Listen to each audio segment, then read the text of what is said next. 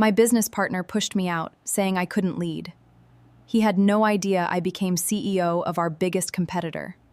My former business partner pushed me out of the company we built together, saying I didn't have what it takes to lead. He had no idea I'd just become the majority shareholder of our biggest competitor. Derek and I co-founded Marlowe Analytics 6 years ago, in the specific, exhausting way most startups begin, in a shared apartment, on borrowed savings, with a level of mutual trust one genuinely believed was unshakable. We split ownership evenly, divided responsibilities based on our actual strengths, mine in product and client relationships, his in technical architecture and fundraising, and for the first 3 years, that partnership worked exactly as well as we'd hoped it would. The shift happened gradually, the way most business betrayals do, not through a single dramatic event but through a slow accumulation of small decisions that only made sense, in hindsight, as a coordinated pattern. Derek began taking more investor meetings without me, citing scheduling conflicts that somehow only ever affected my calendar. Board conversations started happening in side channels I wasn't included in. By the time our Series B round closed, I found myself, quietly and almost imperceptibly, positioned as the company's head of product rather than its co-founder and co-CEO, a title change Derek framed as playing to our strengths. During a board meeting I hadn't been given adequate notice to properly prepare for. The final push came 8 months later, during what Derek described as a restructuring conversation, held in a conference room with our lead investor present, a meeting I'd been told was routine until I sat down and realized, within the first 2 minutes, exactly what was actually happening. Derek, with the investor nodding along beside him, explained that the board had decided the company needed a single, decisive leadership voice moving into its next growth phase, and that, after careful consideration, they'd determined I didn't have what it takes to lead an organization at this scale. I want to be honest about how that moment felt. 6 years of building something from nothing, reduced, in a 15-minute meeting, to a polite, boardroom-appropriate way of saying I was being pushed out of the company I'd co-founded. I signed the separation agreement 3 weeks later, negotiated by lawyers who ensured I retained a meaningful, if minority, equity stake, along with a non-compete clause restricting me from starting a directly competing venture for 18 months. Derek, I think, genuinely believed that agreement neutralized me as any kind of future threat to Marlowe Analytics.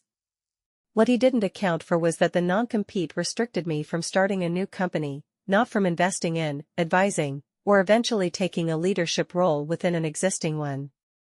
I spent the following year deliberately, carefully, studying the competitive landscape in our specific analytics niche, work that felt, at times, uncomfortably close to obsession, though I told myself, and largely believed, that it was simply thorough due diligence for my next professional move. During that research, I identified a smaller, technically excellent competitor called Fielding Systems, a company with genuinely strong engineering but historically weak go-to-market execution, precisely the gap my specific skill set had always filled at Marlowe before Derek quietly narrowed my role. I approached Fielding's founders directly, not with an acquisition offer, but with a proposal to join as an advisor and significant investor, using capital from my Marlowe equity payout combined with additional funding I raised specifically for this purpose. Over the following year, working initially in an advisory capacity that gradually expanded as trust and results accumulated, I helped restructure Fielding's go-to-market strategy, client relationships, and eventually, formal leadership structure.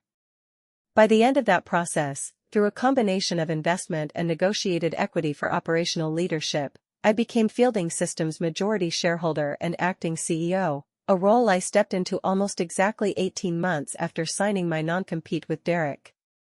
Fielding and Marlowe had always competed for the same mid-market clients, though Marlowe, with its stronger brand recognition and larger sales team, had generally maintained the upper hand. That balance shifted considerably over the following year, as Fielding's superior technology, finally paired with the go-to-market execution it had always lacked, began winning competitive deals it previously would have lost automatically. Derek and I hadn't spoken directly since my departure, communicating only through the occasional necessary legal correspondence related to my remaining Marlowe equity. That silence broke roughly 2 years after my departure, when Marlowe's board, facing increasing competitive pressure from Fielding, specifically requested a meeting to discuss what they described as strategic partnership or acquisition possibilities with our company. I attended that meeting as Fielding's CEO, a fact Marlowe's board apparently hadn't fully connected to my history with the company until I walked into the room. Derek's expression, watching me sit down at the head of the opposing negotiating table, cycled through several distinct stages over the following several seconds: confusion, recognition, and finally, something that looked distinctly like the specific, disorienting realization that the person he'd once confidently declared unfit to lead was now sitting across from him, leading the exact company that had become his board's primary competitive concern. I didn't gloat during that meeting. I want to be clear about that, because it would have been easy, and briefly tempting, to do so. I conducted the negotiation exactly as I would with any other counterparty, professionally, strategically, focused entirely on securing terms that served Fielding's interests and shareholders. We ultimately didn't reach an acquisition agreement. The numbers simply didn't align favorably enough for either side, but we did establish a limited technical partnership that benefited both companies considerably. After that meeting, Derek asked to speak with me privately for a few minutes, an unusual request given our history. He said, somewhat stiffly, that he hadn't expected our paths to cross again in quite this way, and that he'd clearly underestimated exactly what I was capable of building once given the opportunity to lead something fully on my own terms. I told him, honestly, that I appreciated the acknowledgement, though I no longer needed it the way I might have immediately after my departure. Building Fielding into a genuine competitive threat to Marlowe had never actually been about proving Derek wrong, not really. It had simply been the natural result of finally being allowed, by circumstance rather than permission, to lead an organization exactly the way I'd always believed I was capable of leading one. I think about that boardroom conversation sometimes, the specific, quiet confidence with which Derek and our former investors decided I lacked the leadership capability the company's next phase required. They weren't entirely wrong that Marlowe needed different leadership at that specific moment.